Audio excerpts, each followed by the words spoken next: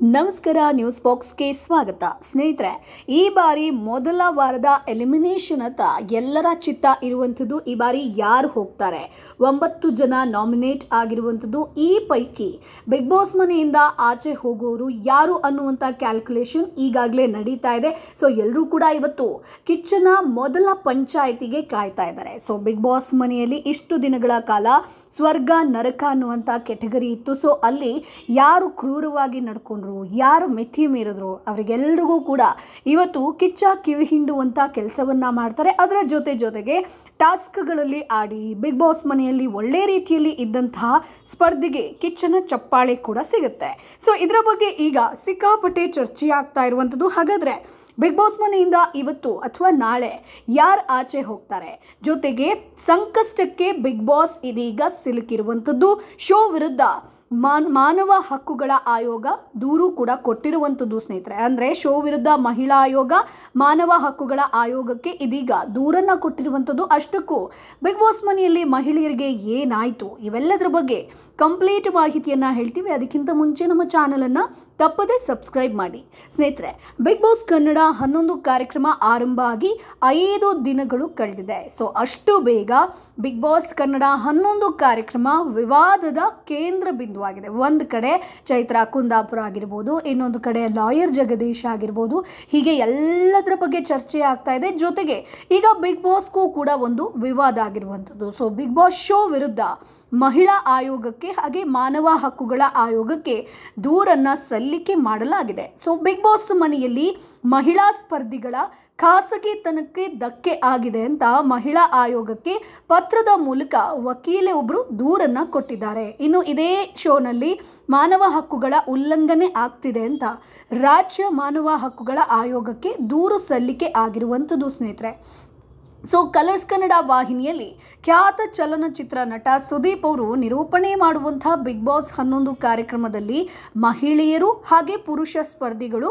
ಭಾಗಿಯಾಗ್ತಾರೆ. So ಪ್ರತಿ ಬಾರಿ big boss ಹೇಳೋದೇ ಒಂದು, ಆಟವನ್ನು ಆಟದ ರೀತಿ ಆಡಿ, ಸೊ ಫಿಸಿಕಲ್ ಆಗಿ ಹೋಗಬೇಡಿ ಅನ್ನುವಂಥದ್ದು. ಆದರೆ ಸ್ಪರ್ಧಿಗಳು ಯಾರೂ ಕೂಡ ಕೇಳೋದಿಲ್ಲ. ಸೊ ಬಿಗ್ ಬಾಸ್ 11ರ ಕಾರ್ಯಕ್ರಮದಲ್ಲಿ ಸ್ವರ್ಗ ನರಕ ಅನ್ನುವಂಥ 2 ವಿಚಾರದ ಮೇಲೆ ಸ್ಪರ್ಧಿಗಳನ್ನು ಪ್ರತ್ಯೇಕವಾಗಿ ಇರಿಸಲಾಗಿದೆ. ಸೊ ಭಾರತದ ನಾಗರಿಕರನ್ನ ಖಾಸಗಿ ವ್ಯಕ್ತಿಗಳು ಬಂಧನದಲ್ಲಿರಿಸುವ ಹಕ್ಕನ್ನ ಯಾರೂ ಕೂಡ ಹೊಂದಿರೋದಿಲ್ಲ. ಸೊ ಪ್ರಸ್ತುತ ಪ್ರಸಾರ ಆಗ್ತಿರುವಂಥ ಈ ಕಾರ್ಯಕ್ರಮದಲ್ಲಿ ಪುರುಷ ಮಹಿಳೆಯರನ್ನ ಒಂದು ಜೈಲಿನ ರೂಪದಲ್ಲಿರುವಂತಹ ಬಂದೀಖಾನೆಯಂತಹ ಕೊಠಡಿಯಲ್ಲಿ ನೂರಾರು ಕ್ಯಾಮ್ರಾಗಳಲ್ಲಿ ರೆಕಾರ್ಡ್ ಆಗುವಂತೆ ಅಕ್ರಮ ಬಂಧನದಲ್ಲಿ ಇರಿಸಲಾಗಿದೆ ಅನ್ನುವಂಥದ್ದನ್ನ ಹೇಳ್ತಾ ಇದ್ದಾರೆ. ಇವರಿಗೆ ಕೇವಲ ಗಂಜಿಯನ್ನ ಆಹಾರವಾಗಿ ನೀಡಲಾಗ್ತಿರೋದು. ಸಂವಿಧಾನ ಪ್ರಕಾರ ನಾಗರಿಕರಿಗೆ ಪೌಷ್ಟಿಕ ಆಹಾರವನ್ನ ಕೊಡದಿರೋದು ಅಪರಾಧ ಆಗುತ್ತೆ. ಅದರಲ್ಲೂ ಕೂಡ ಮಹಿಳೆಯರಿಗೆ ಪ್ರತ್ಯೇಕ ಶೌಚಾಲಯ ವ್ಯವಸ್ಥೆ, ಮಲಗುವ ವ್ಯವಸ್ಥೆ ನೀಡದೆ ಅವರನ್ನು ದೈಹಿಕ ಬಾಧೆ ತೀರಿಸಿಕೊಳ್ಳೋದಕ್ಕೆ ಮತ್ತೊಬ್ಬರ ಅನುಮತಿ ಮೇರೆಗೆ ಶೌಚಾಲಯ ಉಪಯೋಗಿಸೋದಕ್ಕೆ ಬಲವಂತಕ್ಕೆ ಒಳಪಡಿಸೋದು ಮಹಿಳೆಯರ ಖಾಸಗಿತನಕ್ಕೆ ಧಕ್ಕೆ ಆಗಿದೆ ಅನ್ನುವಂಥದ್ದನ್ನು ದೂರಿನಲ್ಲಿ ವಕೀಲೆ ಒಬ್ಬರು ತಿಳಿಸಿರುವಂಥದ್ದು. ಸ್ನೇಹಿತರೆ, ಸೊ ಬಿಗ್ ಬಾಸ್ ಕಾರ್ಯಕ್ರಮದಲ್ಲಿ ಸ್ಪರ್ಧಿಗಳನ್ನು ಅಕ್ರಮವಾಗಿ ಬಂಧಿಸಿಟ್ಟು ಅವರಿಗೆ ಸರಿಯಾದ ಪೌಷ್ಟಿಕ ಆಹಾರವನ್ನು ಕೂಡ ಕೊಡ್ತಾ ಇಲ್ಲ. ದೇಹ ಬಾಧೆ ತೀರಿಸಿಕೊಳ್ಳೋದಕ್ಕೆ ಇತರರ ಅನುಮತಿ ಪಡೆಯುವಂತಹ ಪರಿಸ್ಥಿತಿ ನಿರ್ಮಿಸಿರೋದು ಅತ್ಯಂತ ಸ್ಪಷ್ಟವಾಗಿ ಮಾನವ ಹಕ್ಕುಗಳ ಉಲ್ಲಂಘನೆ ಆಗಿದೆ ಅನ್ನುವಂಥ ವಿಚಾರವನ್ನ ಇಲ್ಲಿ ಹೈಲೈಟ್ ಮಾಡಿದ್ದಾರೆ. ಸೊ ಯಾರು ಹೈಲೈಟ್ ಮಾಡಿರುವಂಥದ್ದು ಅಂತಂದ್ರೆ ಮಾನವ ಹಕ್ಕುಗಳ ಹೋರಾಟಗಾರ್ತಿ ಎಂ ನಾಗಮಣಿ ದೂರಿನಲ್ಲಿ ಆರೋಪ ಮಾಡಿರುವಂಥದ್ದು. ಸ್ನೇಹಿತರೆ, ಸೊ ಮಹಿಳಾ ಆಯೋಗಕ್ಕೆ ದೂರು ಬಂದಿರೋದು ನಿಜ. ಈ ಬಗ್ಗೆ ಕಾನೂನು ತಜ್ಞರ ಜೊತೆ ಚರ್ಚಿಸಿ ಮುಂದಿನ ನಡೆ ನಿರ್ಧರಿಸ್ತೀವಿ ಅಂತ ಹೇಳ್ಕೊಂಡಿರುವಂಥದ್ದು. ಸೊ ಬಿಗ್ ಬಾಸ್ ಕನ್ನಡ 11 ಕಾರ್ಯಕ್ರಮದಲ್ಲಿ ಸದ್ಯ 17 ಸ್ಪರ್ಧಿಗಳಿದ್ದಾರೆ ಸ್ನೇಹಿತರೆ. ಅಂದರೆ 10 ಸ್ಪರ್ಧಿಗಳು ನರಕವಾಸಿ, 10 ಸ್ಪರ್ಧಿಗಳು ಸ್ವರ್ಗವಾಸಿಗಳು, 7 ಸ್ಪರ್ಧಿಗಳು ನರಕವಾಸಿಗಳು.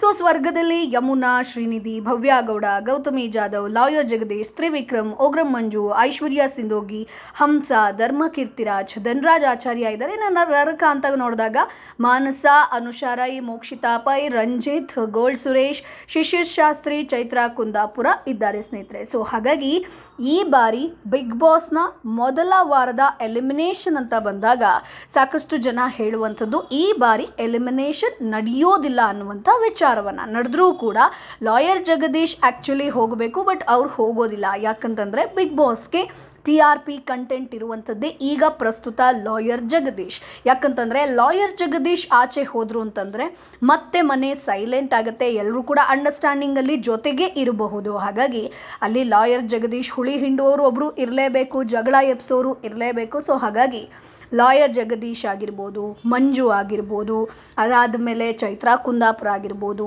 ಮಾನಸ, ಇವ್ರು ಯಾರೂ ಕೂಡ ಬಿಗ್ ಬಾಸ್ ಮನೆಯಿಂದ ಆಚೆ ಹೋಗೋದಕ್ಕೆ ಸಾಧ್ಯನೇ ಇಲ್ಲ. ಸೊ ಎಲ್ಲರೂ ಕೂಡ ಮಾತನಾಡೋದ್ರಲ್ಲಾಗಿರ್ಬೋದು, ಟಾಸ್ಕಲ್ಲಾಗಿರ್ಬೋದು, TRP ವಿಚಾರದಲ್ಲಾಗಿರ್ಬೋದು ಎಲ್ಲವೂ ಕೂಡ ಹೈಲೈಟ್ ಆಗ್ತಾ ಇದ್ದಾರೆ. ಸೊ ಹಾಗಾಗಿ ಈ ಬಾರಿ ಎಲಿಮಿನೇಷನ್ ನಡೆಯಲ್ಲ ಅನ್ನುವಂಥ ವಿಚಾರಗಳು ಸೋಷಿಯಲ್ ಮೀಡಿಯಾದಲ್ಲಿ ಹರಿದಾಡ್ತಾ ಇದೆ. ಬಟ್ ಇನ್ನೊಂದು ಕಡೆ ಯಾರು ಬಿಗ್ ಬಾಸ್ನಲ್ಲಿ ತುಂಬ ಸೈಲೆಂಟ್ ಇರ್ತಾರೋ, ಅಂದರೆ ತುಂಬ ಆ್ಯಕ್ಟಿವ್ ಆಗದೆ, ಮಾತನಾಡದೆ, ಏನೋ ಒಂದು ಕ್ಯಾಮ್ರಾ ಮುಂದೆ ಕಾಣಿಸ್ಕೊಳ್ದೆ, TRPಯಲ್ಲೂ ಕೂಡ ಅವರ ಕೊಡುಗೆ ಇಲ್ಲದೇ ಇರುವಂಥ ಒಬ್ಬ ಸ್ಪರ್ಧಿಯನ್ನು ಬಿಗ್ ಬಾಸ್ ಮನೆಯಿಂದ ಆಚೆ ಕಳಿಸ್ಬೋದು ಅನ್ನುವಂಥದ್ದು. ಸೊ ಹಾಗಾಗಿ ಬಿಗ್ ಬಾಸ್ ಮನೆಯಿಂದ ಯಾರು ಆಚೆ ಹೋಗ್ತಾರೆ ಅನ್ನೋದು ಇವತ್ತು ಕಾದು ನೋಡಬೇಕು. ಸದ್ಯಕ್ಕೆ ಈ ವಾರ ಎಲಿಮಿನೇಷನ್ ಇರಲ್ಲ ಅನ್ನುವಂಥ ವಿಚಾರಗಳು ಸೋಷಿಯಲ್ ಮೀಡಿಯಾದಲ್ಲಿ ಹರಿದಾಡ್ತಾ ಇದೆ. ಸೊ ಇದಕ್ಕೆ ಉತ್ತರ ಇವತ್ತು ಸಿಗುತ್ತೆ. ಸೊ ಸ್ನೇಹಿತರೆ, ನಿಮ್ಗೇನು ಅನಿಸುತ್ತೆ, ಈ ವಾರ ಎಲಿಮಿನೇಷನ್ ಯಾರು ಆಗಬಹುದು, ಬಿಗ್ ಬಾಸ್ ಮನೆಯಿಂದ ಯಾವ ಸ್ಪರ್ಧಿ ಎಲಿಮಿನೇಟ್ ಆಗಬೇಕು, ನಿಮ್ಮ ಅಭಿಪ್ರಾಯ ಏನು? ಅದನ್ನು ಕಮೆಂಟ್ ಬಾಕ್ಸ್ ಮೂಲಕ ತಿಳಿಸಿ. ನಮ್ಮ ಚಾನಲನ್ನು ಸಬ್ಸ್ಕ್ರೈಬ್ ಮಾಡಿ, ಸಪೋರ್ಟ್ ಮಾಡಿ.